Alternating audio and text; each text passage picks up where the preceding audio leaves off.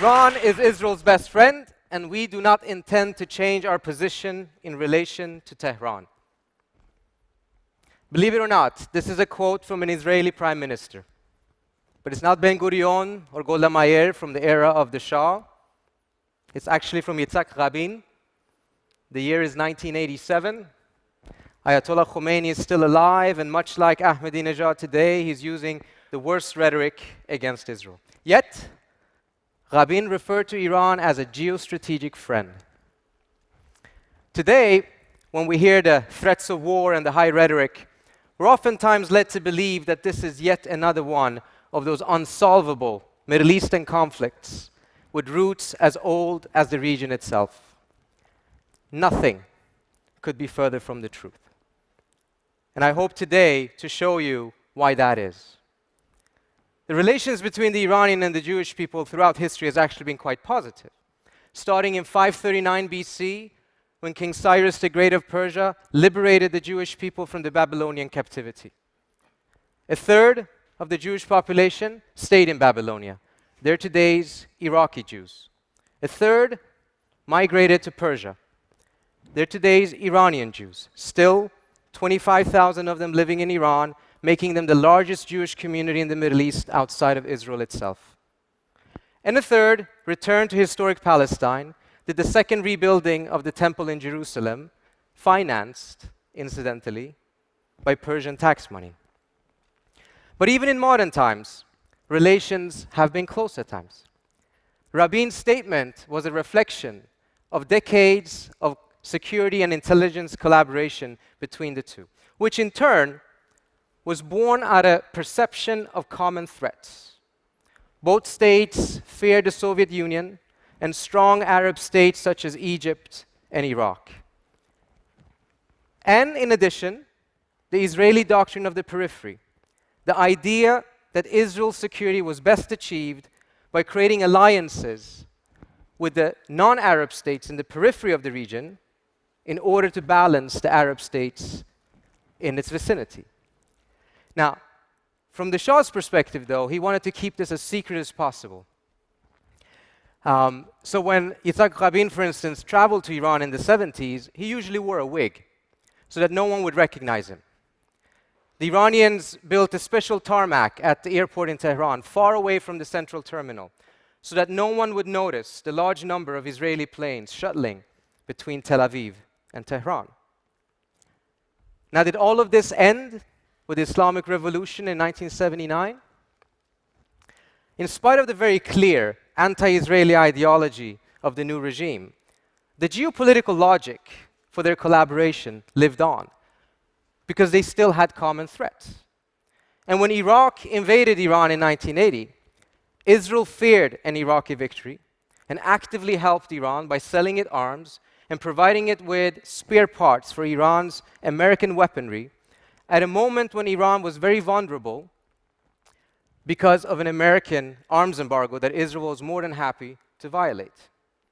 In fact, back in the 1980s, it was Israel that lobbied Washington not to talk to Iran, to sell arms to Iran, and not pay attention to Iran's anti-Israeli ideology. And this, of course, climaxed in the Iran-Contra scandal of the 1980s. But with the end of the Cold War came also the end of the Israeli-Iranian Cold Peace. Suddenly, the two common threats that had pushed them closer together throughout decades more or less evaporated. The Soviet Union collapsed, Iraq was defeated, and a new environment was created in the region in which both of them felt more secure, but they were also now left unchecked. Without Iraq balancing Iran, Iran could now become a threat, some in Israel argued. In fact, the current dynamic that you see between Iran and Israel has its roots more so in the geopolitical reconfiguration of the region after the Cold War than in the events of 1979. Because at this point, Iran and Israel emerge as two of the most powerful states in the region, and rather than viewing each other as potential security partners, they increasingly came to view each other as rivals and competitors. So Israel, who in the 1980s lobbied for and improved US-Iran relations, now feared a US-Iran rapprochement, thinking that it would come at Israel's security interests' expense, and instead sought to put Iran in increased isolation. Ironically, this was happening at a time when Iran was more interested in peacemaking with Washington than to see to Israel's destruction.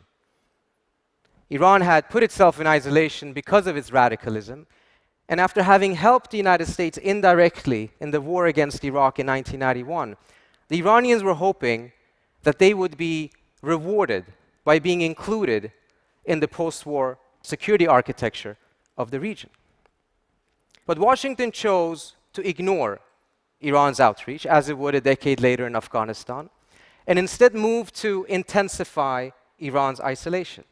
And it is at this point, around 1993-94, that Iran begins to translate its anti-Israeli ideology into operational policy. The Iranians believed that whatever they did, even if they moderated their policies, the US would continue to seek Iran's isolation.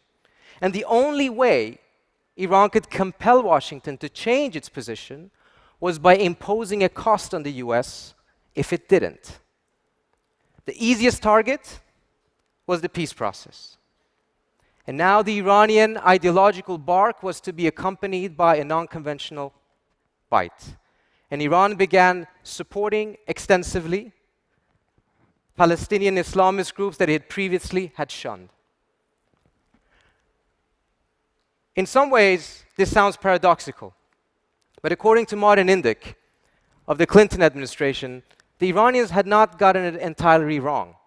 Because the more peace there would be between Israel and Palestine, the US believed the more Iran would get isolated. The more Iran got isolated, the more peace there would be. So according to Indyk, and these are his words, the Iranians had an interest to do us in on the peace process in order to defeat our policy of containment. To defeat our policy of containment, not about ideology. But throughout even the worst times of their entanglement, all sides have reached out to each other. Netanyahu, when he got elected in 1996, reached out to the Iranians to see if there was any ways that the doctrine of the periphery could be resurrected. Tehran was not interested. A few years later, the Iranians sent a comprehensive negotiation proposal to the Bush administration, a proposal that revealed that there was some potential of getting Iran and Israel back on terms again. The Bush administration did not even respond. All sides have never missed an opportunity to miss an opportunity. But this is not an ancient conflict. This is not even an ideological conflict. The ebbs and flows of hostility have not shifted with ideological zeal, but rather with changes in the geopolitical landscape.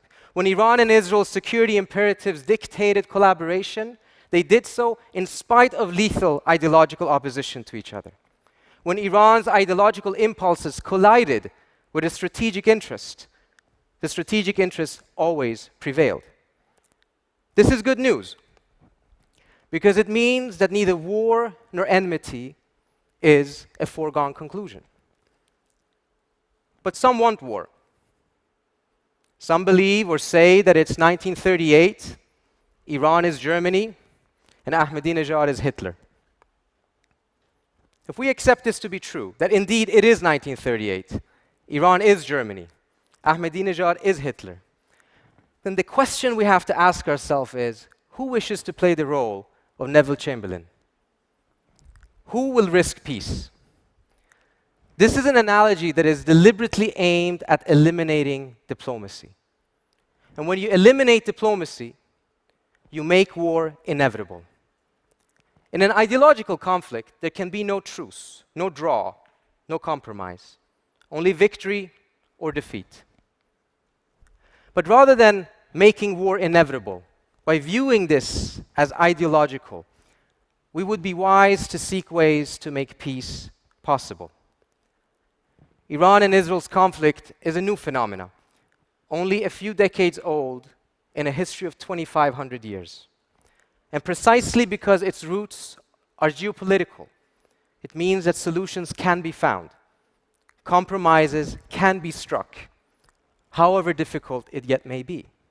After all, it was Yitzhak Rabin himself who said, "You don't make peace with your friends, you make it with your enemies." Thank you.